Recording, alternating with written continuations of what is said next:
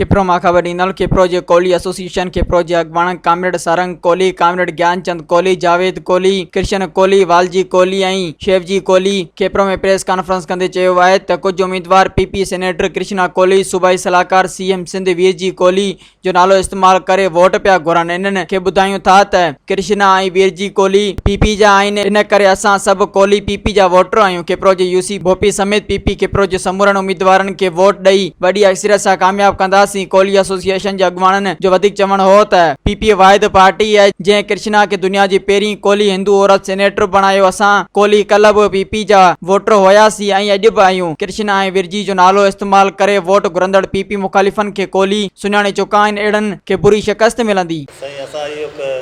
Pakistan peoples party जो आहे उहो असांखे विरजी ऐं कृष्णा मैसेज मोकिलियो, तव्हां हिकिड़ी प्रेस कॉन्फ्रेंस करियो त पाकिस्तान पीपल्स पार्टी वारा हमेशह लाइ जेको मज़लूमनि सां कोहलियुनि भीलनि ऐं सभिनि सां गॾु आहे। असां जेको असांजी कोहली बिरादरी जेके आहे जा माना को बि असांजी अक़लियत आहे जेको उन सभिनि खे असांजी इहो अपील आहे त जहिड़ो राम जो तीर हुते इहो बेनज़ीर जो तीर जेको इहो तीर ते ठपो ॾिए ऐं पाकिस्तान पीपल्स पार्टी खे कामयाबु कंदा। ऐं असांजो इहो अॼु माना मक़सदु पाकिस्तान को इताद आहे उहो जेको माना अहिड़ियूं ॻाल्हियूं करे था त बाबा असांखे हुन चयो पर वीरजी ऐं कृष्णा हिननि खे न चयो, इहो सॼो हिकिड़ो ड्रामाबाज़ी पिया करे, ड्रामाबाज़ी इहो कोन हलंदी। साईं नेतराज चवे पियो त उनजी मर्ज़ी आहे, चवे पियो असीं उनखे कुझु कोन था चऊं, पर बहरहाल ॻाल्हि इहो त माना पाकिस्तान पीपल्स पार्टी वारा ऐं जेके माना अक़लियत असांजी जेके आहे हिते पूरी सिंध पूरी ज़िलनि में जेके आहे असीं उनखे इहो अपील करियूं था तीर ते ठपो उनखे कामयाबु कयो। इन खे गॾो तव्हांखे असां ॿुधाए हलूं त पीपल्स पार्टी जेको आहे असांखे जेका अक़लियत आहे या जेका असांजी कोहली बिरादरी आहे ऐं पीपल्स पार्टी असांखे 2 सीटूं जेको ॾिनियूं आहिनि। हिकिड़ी वीरजी कोहली खे जेको आहे उहो सीएम साहिब जो ख़ासि मौजूदे महिमान उहो सलाहकार आहे ऐं इन खां अलावा जेको असांजी अदी कृष्णा दुनिया में पहिरें नंबर ते माना दुनिया में ज़िंदगी में हिस्ट्री में कॾहिं बि असांजी कोलण जेका ज़ात आहे माना असांजी कोहली ज़ात आहे उन में फस्ट टाइम जेको आहे कृष्णा कोलण खे जेको आहे सेनेट जी जेका सीट ॾिनी वई आहे। इहो बि असां पीपल्स पार्टी जा थोराइता आहियूं जेको पीपल्स पार्टी जेको असां हिन शइ खां असांखे नवाज़ियो आहे ऐं अॼु बि असां पीपल्स पार्टी खां गॾु आहियूं। पीपल्स पार्टी जा थोरा आहिनि, पीपल्स पार्टी असांखां हमेशह दुख साथ में असांजी घड़ी में बीठी आहे।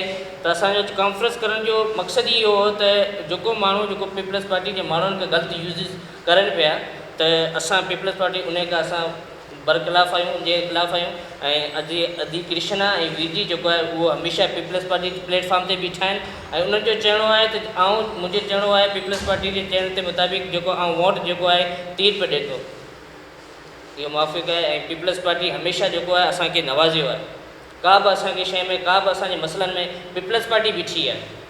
ॾिसो हाणे पीपल्स पार्टी खां गॾु जेको असां में अहिड़ो को माण्हू आहिनि असांजी बिरादरी जा को माण्हू हूंदा लाज़मी ॻाल्हि उहो प्रोटोकॉल करनि पिया जेको उन्हनि खे बैर कराइनि पिया, पर असां वटि जेको असांजी हिकिड़ी एसोसिएशन ठहियलु आहे आल कोहली इताद खां, जेको आल कोहली एसोसिएशन जे नाले खां ठहियलु आहे ऐं जेको आहे उहो असांजो सरबराह असांजो नाइब सदर सारंग गॾु वेठो आहे ऐं तालके जनरल सेक्रेटरी आहियां ऐं असांजो पैगाम ई अॼु ॾियणो इहो मक़सदु आहे की जेको वीरजी कोहली ऐं कृष्णा जे ख़िलाफ़ जेको ग़लति ॻाल्हियूं करणु वञी ग़लति करी रहिया आहिनि त उहो ग़लति आहे।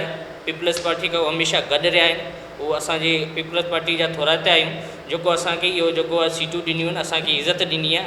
अॼु बि असां पीपल्स पार्टी जे तख़्त माना हुते बंगले में वेठा आहियूं जेको असांखे अॼु हर शइ ते हर शइ असांजी मुश्किलात में असांखे नवाज़ियो आहे।